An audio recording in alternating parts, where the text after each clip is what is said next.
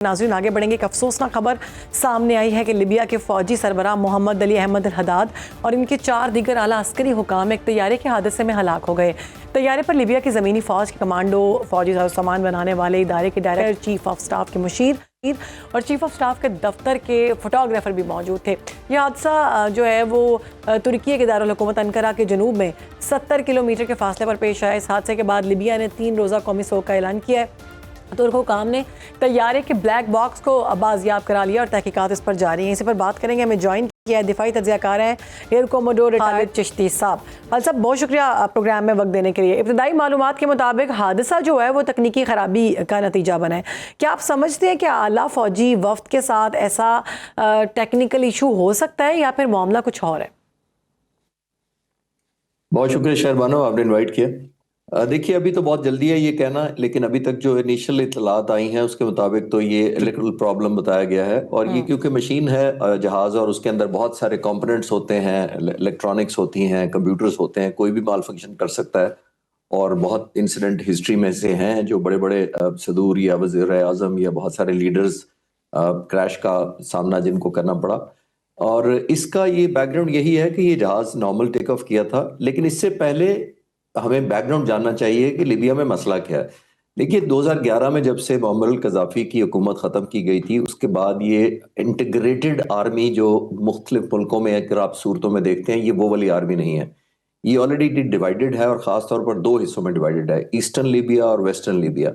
जिसका मतलब ये है कि ये ग्रुप्स हैं, मिलिटेंट ग्रुप की शक्ल है, लेकिन उनको मिलिट्री का नाम दे लें, लेकिन वो एक दूसरे को जायज़ नहीं मानते। ये जो जनरल साहब थे, जनरल हदाद, ये निस्बतन कम अनडिस्प्यूटेड थे, यानी इनकी इज्जत थी मुख्तलिफ शोबों में भी, हुकूमत में भी। गवर्नमेंट जो फॉर्मल है उसको भी बज़ाहिर एक्सेप्ट भी करती थी, लेकिन फ्रेगमेंटेशन जरूर थी, इसमें कोई शक नहीं है। और ये over a period of time ये सबसे ज्यादा इनका रोल ये माना जा रहा था इन दिनों में कि ये यूनाइट करने में बड़ी मदद कर रहे थे, मुख्तलिफ फ्रेगमेंट्स को एंगेज कर रहे थे जो मिलिटेंट ग्रुप्स हो चुके थे या रेबल थे जैसे कह लें, जो मानते नहीं थे हुकूमत को। तो ये उनमें एक यूनिटी बहुत ज्यादा देखना भी चाहते थे और उस पर बड़ा काम कर रहे थे। उसको बहुत झटका लगेगा। बहुत ज्यादा पहले ही लिबिया में इंस्टेबिलिटी है, जब से मुअम्मर कज़ाफ़ी की हुकूमत खत्म हुई है और उनकी अपनी जान गई है। लीबिया के लोगों ने सुकून नहीं देखा, क्योंकि राइवलरी है, बहुत ज्यादा अनरेस्ट है, ट्रस्ट डेफिसिट है, बहुत ज्यादा हुकूमत उस तरह नहीं है एस्टैब्लिश जिस तरह की मुल्क की होती है। तो इनका बड़ा कलीदी किरदार था जनरल हदाद का। लेकिन अब देखना यह है कि आने वाले वक्तों में कोई इनकी जगह ले पाएगा। अब coming back to the accident जो आपने कहा, ये अंकारा से जो आपने कहा, ठीक कहा कि रिपोर्ट किया गया था कि इलेक्ट्रिकल फंक्शन, उसने रिपोर्ट किया है कि मेरी इमरजेंसी है, वो लैंडिंग की उसने कोशिश की, लेकिन उसी दौरान उसका जहाज का क्रैश हो गया, सारे क्रू और जनरल साहब खुद भी अल्लाह को प्यारे हो गए। अब इंक्वायरी ही बता सकती है, इन्वेस्टिगेशन के बाद आया ये कोई कॉन्स्पिरेसी थी या कोई सैबोटाज किसी ने किया है, या इत्तेफाक से जो जहाज़ों में खराबियां नॉर्मल हो जाती हैं उसी का हिस्सा था, वो हमें देखना पड़ेगा आने वाले दिनों में। अभी कंफ्यूजन तो है अपनी जगह, लेकिन सर्टेनिटी से कुछ नहीं कहा सकता। पॉसिबिलिटी तो बहुत सारी निकल सकती हैं इसमें से। बिल्कुल ठीक है। हमें ज्वाइन किया है माहिर बैन अक़वामी उमूर की डॉक्टर शाज़िया अनवर चीमा साहिबा ने। डॉक्टर साहिबा, अल हदाद अक़वाम मुत्तहिदा की मफाहमती काविशों में अहम किरदार अदा कर रहे थे। उनकी अचानक मौत अमन और सियासी मुज़ाकरात पर किस हद तक मनफी असर डाल सकती है? और तुर्की लिबिया का एक अहम आपस में ताल्लुक़ है, बड़ा इत्तेहादी मुल्क करार दिया जाता है, ये दोनों के जो ताल्लुकात हैं। क्या ये हादसा दोनों ममालिक के सफारती ताल्लुकात पर असर डालेगा? देखिए, खालिद चिश्ती साहब जो हैं, उनकी बात के बाद, उनके एनालिसिस के बाद जो है फिर बात अभी करने के लिए और कुछ रहती नहीं। उन्होंने पूरी बात जो है वो समेट के समझा के बता दी है। बाकी फिर कॉन्स्पिरेसी थेरीज ही हैं, वो बहुत गैर जिम्मेदाराना रवैया होगा कि अभी जो है वो कॉन्स्पिरेसीज फैलाई जाएं। बाकी तो बिल्कुल जिस तरह वो दुरुस्त फरमा रहे थे कि फ्रेगमेंटेशन है, वॉर लॉर्ड्स हैं, और ये जो हैं ये चीज़ों को स्ट्रीमलाइट करना चाह रहे थे। और ख़ास तौर पे तुर्की की इसके अंदर जो है वो बहुत ज़्यादा इन्वॉल्वमेंट थी, और इनके अंदर जो ग्रुप्स हैं उनमें भी वही, आप प्रो वेस्ट और एंटी वेस्ट अगर आप उन्हें कैटेगराइज करना चाहें तो उस तरह से भी है। तो और साथ में ये मेन स्ट्रीम करने के साथ साथ लिबिया को अपने पैरों पे खड़ा होने के लिए भी बहुत एफर्ट कर रहे थे। और साथ में जितने भी लोग हैं, क्योंकि मुअम्मर कज़ाफ़ी के बाद वहाँ पे जो केओस था और वहाँ पे जो फ्रेगमेंटेशन है, डिफरेंट सेक्ट्स हैं, डिफरेंट जगहों पे डिफरेंट लोगों का कब्जा है, تو ان سب لوگوں کو ایک امبریلا کے نیچے کرنے میں، ان سب کی بات سننے میں، سمجھنے میں، اور ان کو یہ سمجھانے میں کہ یونٹی میں ہماری بچت ہے، ہم نے اپنا بہت نقصان کر لیا، تو وہ اس طرح کی باتیں تو وہ کرتے تھے.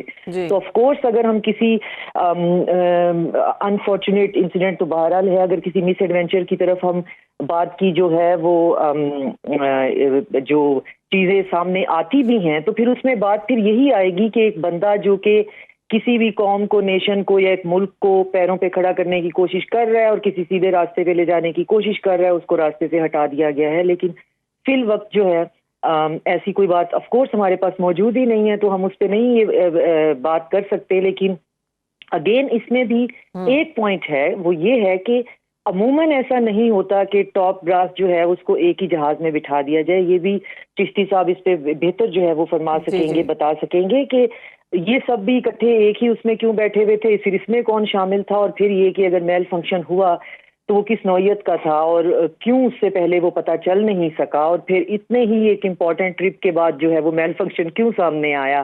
اور وہ ٹرپ جو ہے وہ بھی بہت اسٹریٹجک نوعیت کا تھا، اور ساتھ میں جو ہیں وہ جنرل صاحب جو ہیں وہ باقی ملکوں کے ساتھ پورے مینا ریجن کے اندر بھی اور باہر بھی بہت اسٹریٹجک جو ہے وہ الائنسز بھی بنا رہے تھے اور ملٹری ڈیلز بھی کر رہے تھے. تو وہ ساری چیزیں ہیں.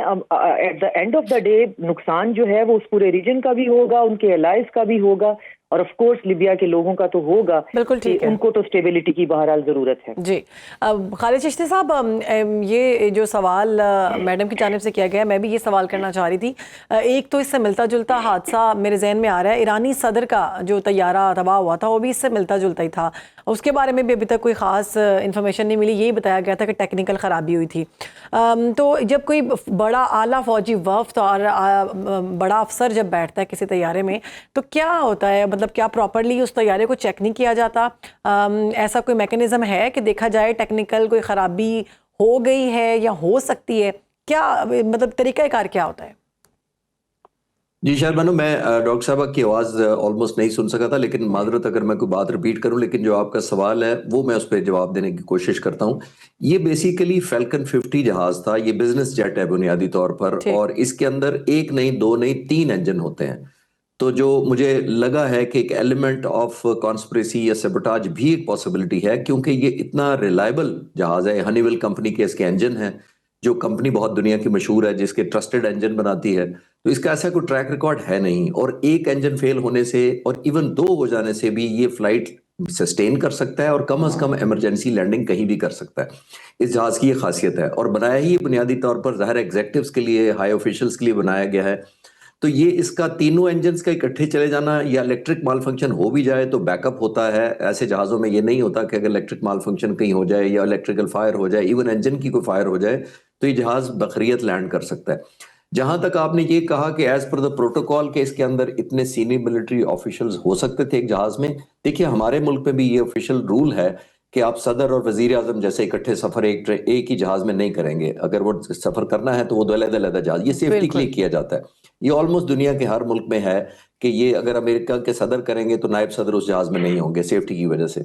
اب بہت زیادہ ان کا تو ظاہر ہے، امریکہ تو بہت زیادہ اپنی گاڑیاں بلٹ پروف اور کوئی تقریباً بہت زیادہ C-17 جیسے ٹرانسپورٹ جہاز کوئی 17 کے قریب لینڈ کرتے ہیں جب امریکن پریزیڈنٹ لینڈ کرتے ہیں کسی جگہ پر، جس کا مطلب یہ ہے کہ آنے سے پہلے وہ جہاز نکلتے ہیں، پھر بلٹ پروف گاڑیاں نکلتی ہیں، پھر بام پروف گاڑیاں نکلتی ہیں، پھر اینٹی فائرنگ اسکواڈ نکلتا ہے، پھر جو بھی سیکورٹی کا ان کا، دیٹ مینس وہ تو چلے سپر پاور ہے.